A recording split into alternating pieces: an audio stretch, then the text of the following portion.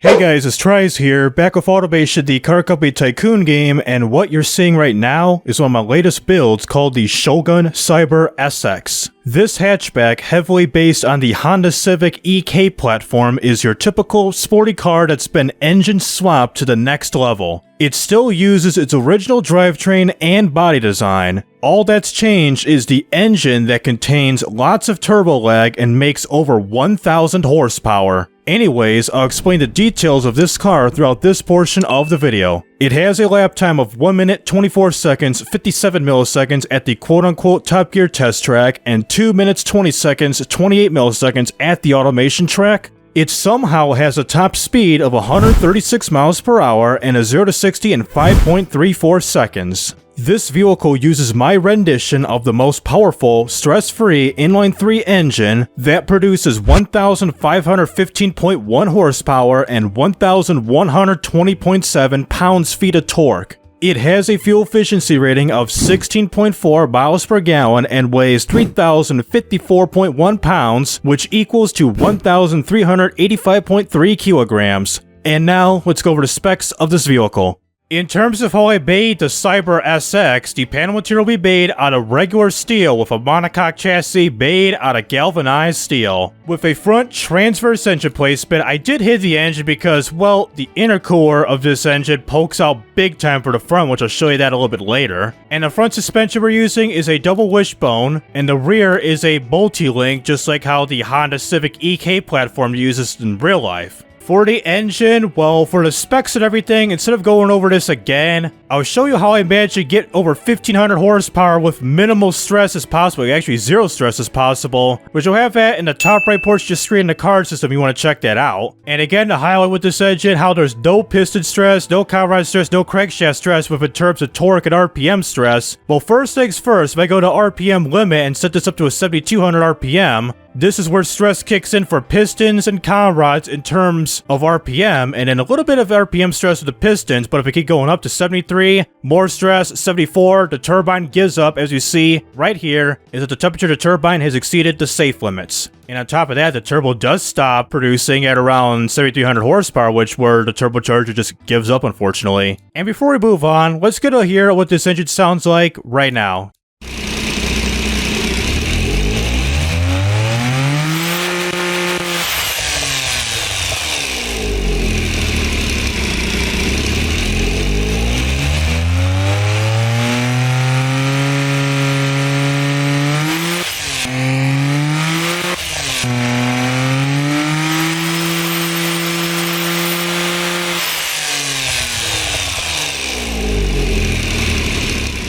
It's like the amount of turbo lag as this kicks in around 5,600 RPM. It's just like the 80s F1 era, the V6 turbo era, where you just get a bunch of turbo lag that the power kicks in like right here. For the second half portion of this vehicle, so for the drivetrain, we're using a front-wheel drive setup with a manual 6-speed with the top speed set to a 308 miles per hour, even though the estimated top speed is around 285, but with this graph here, the top speed graph, is that it's showing exactly 136 miles per hour. It could be the reason why is due to the extreme amount of turbo lag which you see with this engine, but if I play around at the top speed, like let's lower to a 297.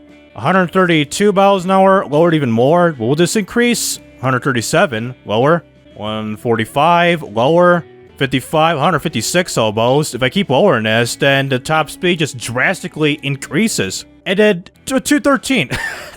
Whatever, let's just keep it at around 300 miles an hour because there is a chance that we could get 300 because, well, 1,500 horsepower, fairly light boy, it should probably get to its top speed. Who knows? And also, the spacing's set pretty high because, well, we gotta get the most of the gearing with this laggy turbocharger so that we stay within the power band as much as possible. For the tires, we're using some radial semi-slug tires with the front tire whip set to 185 millimeters and the rear is at a 235, running on some 16-inch magnesium rims. For the brakes, they're still stock that came with this vehicle, so we're using a solid disc 4-piston brakes with its size set to a 325 millimeters, and the rear is also a solid disc single piston with its size set to 250 millimeters. And the rear brake force kept the lowest possible because, well, you see with this graph, we're generating quite a bit of braking force up in here. And for the aerodynamics, as you can't see, fully clad under tray, brake airflow to 20 like always for most vehicles. And speaking of aerodynamics, front lip, rear hatchback spoiler, who even cares? So for the interior of this vehicle, well, unfortunately, I do not have an interior setup with this vehicle, but pretending that we do got one, we have a regular 2-seater and a full bench 3-seater in the back, a 5-seater in total, with a sport level interior and a standard cassette player. Had it got for like the driver safety and aids, all that good stuff. So we're using variable hydraulic power steering with traction control and ABS brakes with standard 1990s standard safety standards. And finally, to wrap this up for the suspension, we're using some standard springs of gas monotud dampers with passive sway bars running on a sports preset. Despite having a handful of problems on here, starting with the understeering issues, damper speed too high, rear brake for speed too high, engine bay issues, clearance issues, semi-slick tires, front tires being narrow, brake fade issues, so wheel spin, and more clearance issues with the side of the engine, let's jump in to BeamNG.drive to see how this laggy car will perform.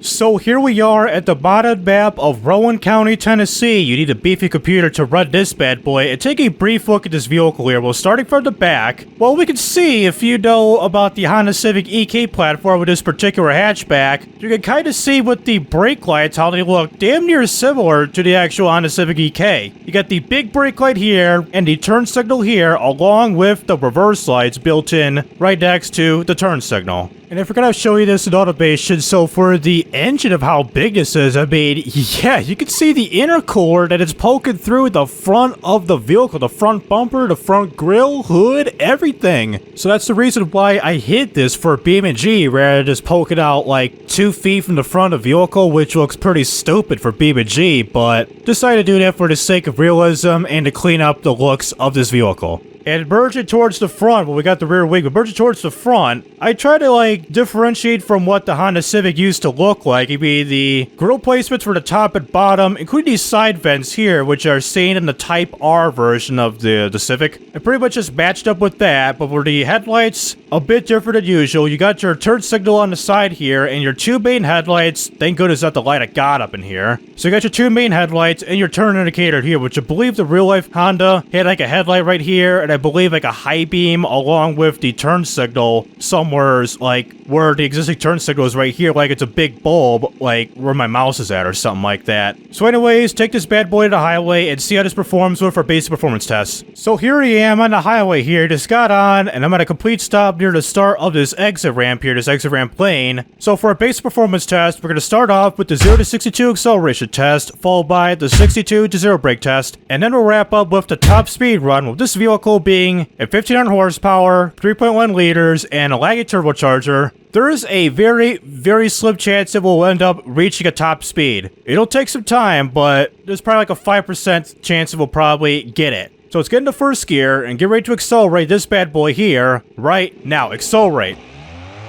And power. That is horrible. 0 to 62 in 6.23 seconds at 322.05 feet. Not too bad. I mean, 1500 horsepower, you've been flying through those gears like crazy, but this, not so much. So let's get some flat land going, and there's a cop car and a Bishu hopper.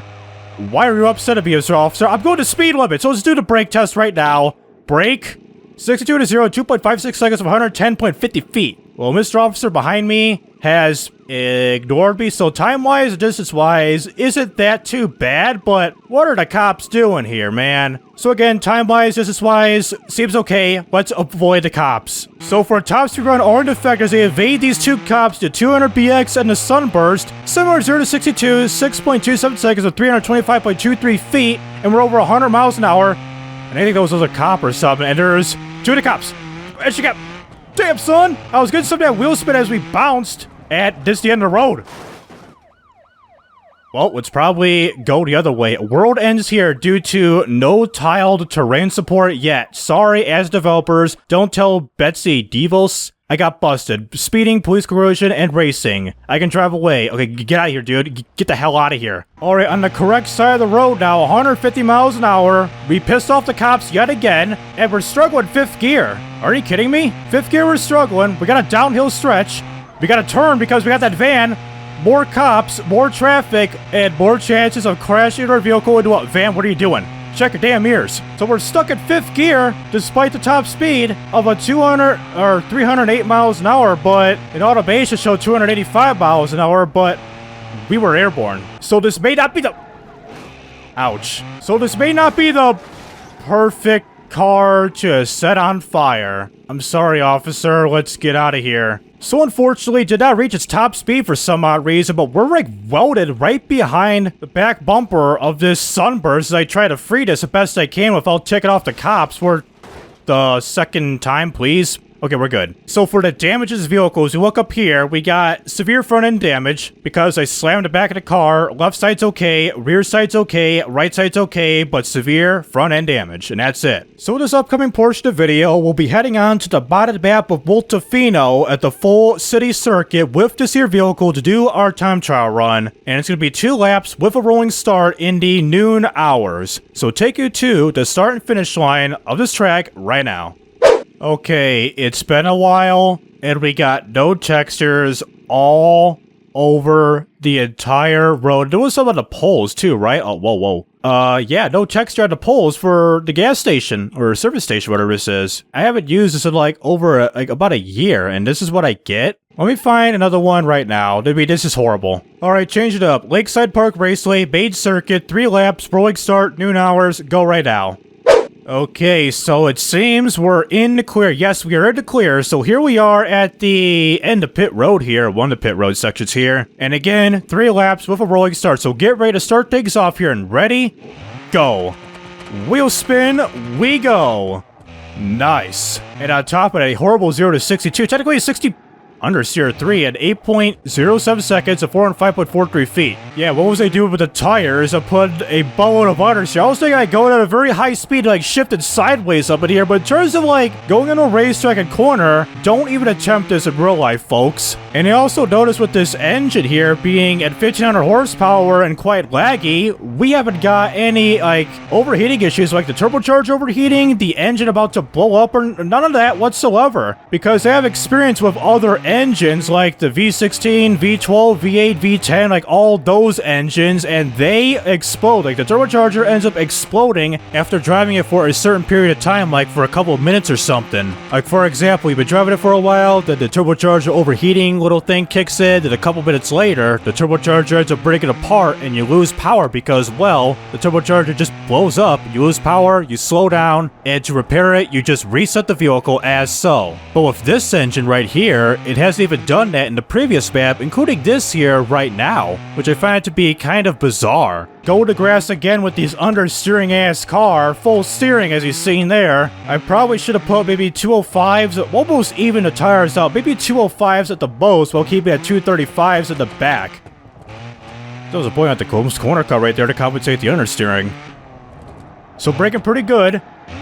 Around 700 degrees at the front, and it was cooling down once we got to a slower speed, and again, more understeering. Kids, this is not how you do a sleeper build. You just put the same amount of tires, maybe some thicker ones in the front to combat some understeer for front-wheel drive vehicles. I'm pretty much used to rear-wheel drive vehicles combating the understeer, but this is pretty much a learning lesson for front-wheel drive vehicles. And plus, powerful front-wheel drive vehicles, especially being this powerful, they're not really that suited for this type of drive type. It should be better off for like 4x4, all-wheel drive, or rear-wheel drive. Front-wheel drive, you're taking a chance, and ECS, please stop. Might as well turn it off. Turn off ECS.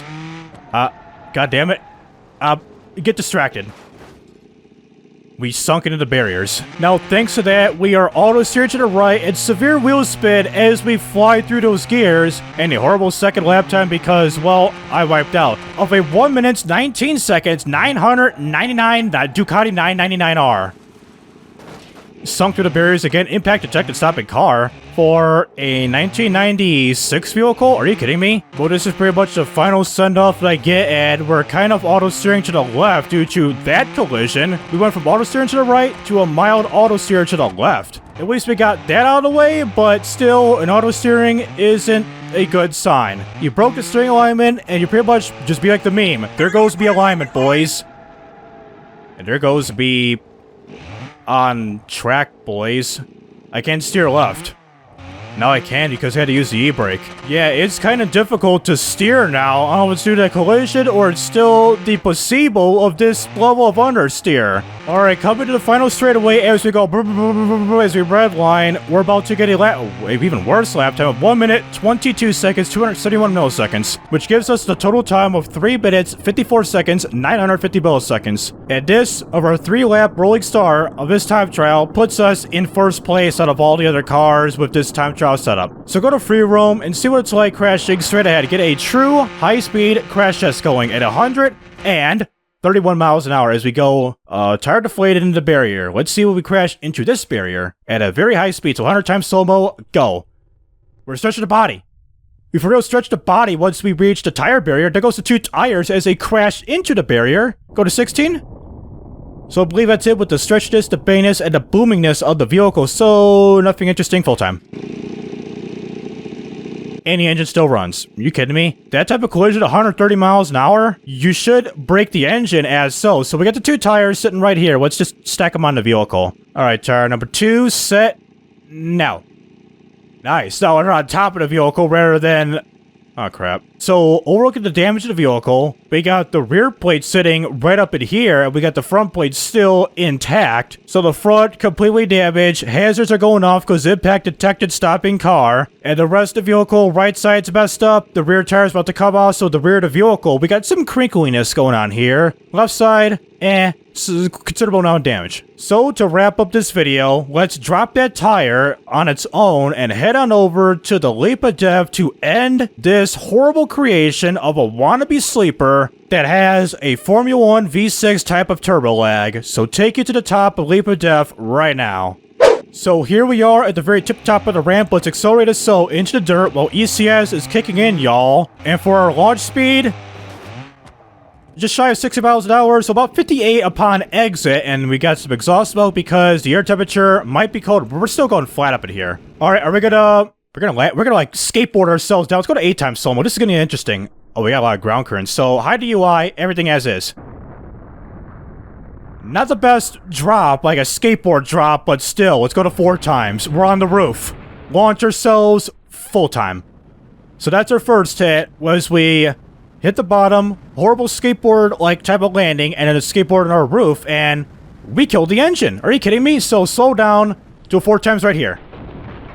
Damn son, we got the tire going off, the transmission, the drivetrain about to pummel off, so it's gonna do some spinning around, some weird ninjutsu stuff. So 2 hits. 2 hits in the water, and splash. And this is kind of interesting. We ended up, like, right close to the dam wall. Normally, you end up, like, somewhere over here, like, more towards the right portion of this pond, but not towards the dam. That's a first. So let's get to the top of the dam and see the aftermath destruction of this vehicle. So what do we got here? Let's get this upright first of all, as it becomes upright.